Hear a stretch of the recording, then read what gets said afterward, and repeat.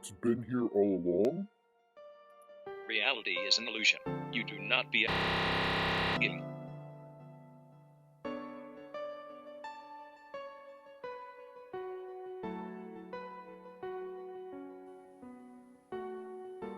Yep, this happened. Oh no! So, back in September. Alright guys, it's that time of year, it's the October season. We're about to come up on a holiday called All Hallows Eve, if you're pretentious and want to say it like that. So, it's actually one of my least favorite times of the year. I find it very overly sweet. I don't quite understand what the appeal is here. Like, it's all these bright colors everywhere, just an astounding lack of orange.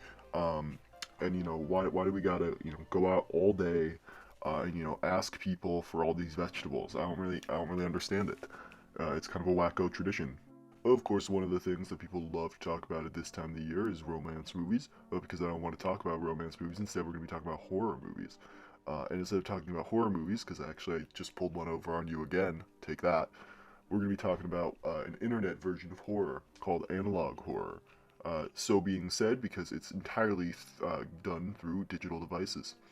See, analog horror started to really get picked up back in the day with Channel 58 on the internets. And see, what this thing did was it talked about an alien invasion of the oncoming plesiosaurs, and it was really it was a crazy time. Loch Ness was getting real flooded. Of course, none of that was actually shown. What instead was shown is a car driving down a road. It was very entertaining, very scary. Believe me, I was horrified when the weather report came on and the text started going on screen. Now everyone knows, of course, that analog horror is an advanced form of horror. Obviously, there's so much sophistication to the subject matter that if you don't like it, just wouldn't understand, and if you do like it, of course you understand. Um, that's just how it happens to be. So much sophistication. There's a lot of RRRs and RRRs, and all that stuff. Like if to the untrained ear, you just wouldn't be able to recognize it. That's clearly one of the most sophisticated sounds. It's very hard sound to make. I'd like to see you make that sound constantly. Like that's about it. I don't know what else people like about these videos. Really, I'm only in it for the sounds. You go in there and you hear the bah, and it's pretty amazing.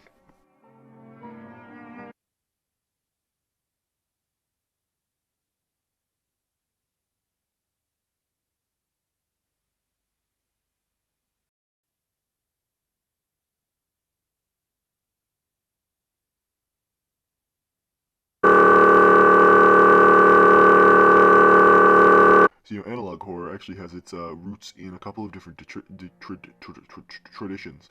Now, if you go way back when to the beginning of horror on the internet, you'll get back to these creepypastas. And so what they're talking about is you would take a scary story and you'd paste it somewhere. You wouldn't copy it, you'd only paste it. I don't understand how that works either.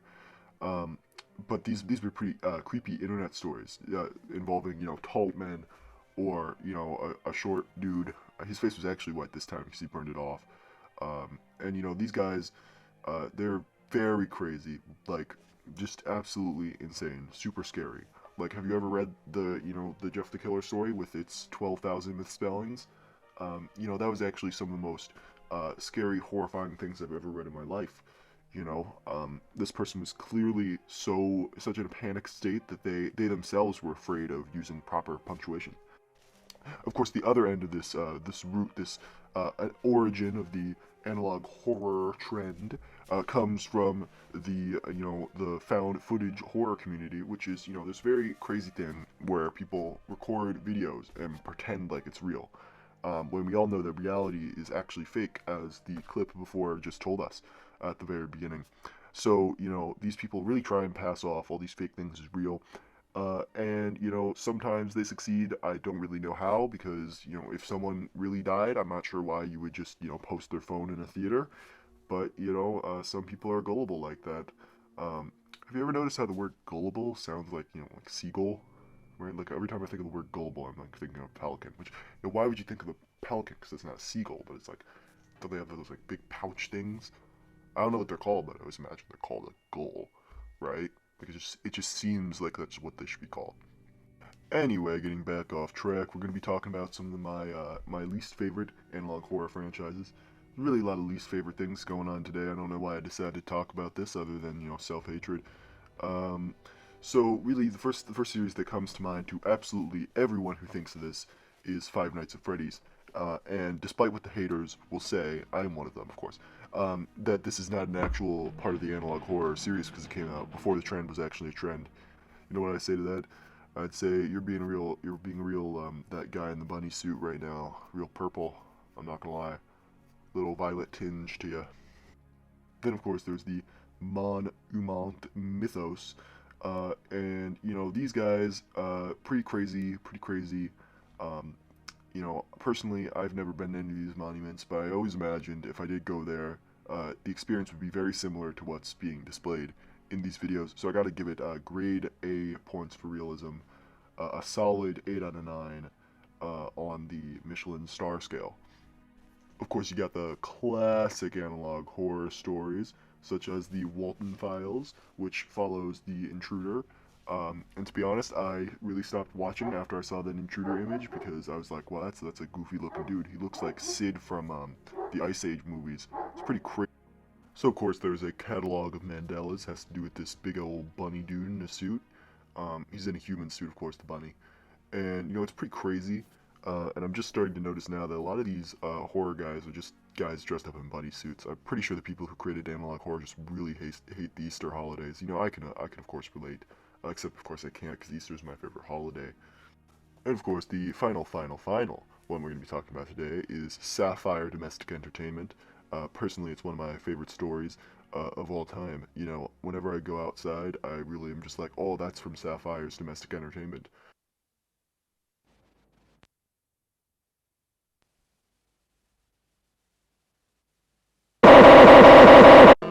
So now I want to discuss a little bit more of the complex techniques behind the analog horror series.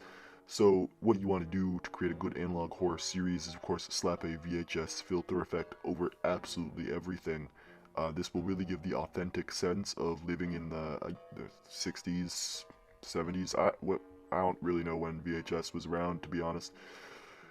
Anyway, the next thing you want to do is intersplice random clips in there with loud noises. This will really get the audience riled up. They will have never seen that coming, because if you keep it at a low hum for the rest of the time, and then you have like a random bah in there, no one will ever see that coming. It's very creative. It's never been done before by anyone in the histories. So I'd say it's really a good strategy right there, one that everyone should pursue until your eardrums have completely burst. And the final strategy here is to make everything on screen look so incredibly glitchy that you can't tell what's going on. It's very entertaining to watch all of these things and have no clue what is going on in the plotline here. It really makes it a very entertaining watch through. I'm not gonna lie, every time I watch these, I really want to get to the point where I can stop telling what's going on and have to like put everything through a brighten up or file make thing. Someone's walking behind me. So yeah, that's about it, guys. Analog horror, actually one of my favorite things on the internet. I've decided now. You should really watch more of it over this coming holiday season. Remember, kids, go out at night dressed in all black, no lights on you, and stand in the middle of the road. It will work out well. So without further ado, see you all next time on the Trolley Poorly Oxblonde. And is there a Halloween goodbye thing? I will look this up real quick. Okay, there's not. So I'm just gonna say bye, but like normal. Bye.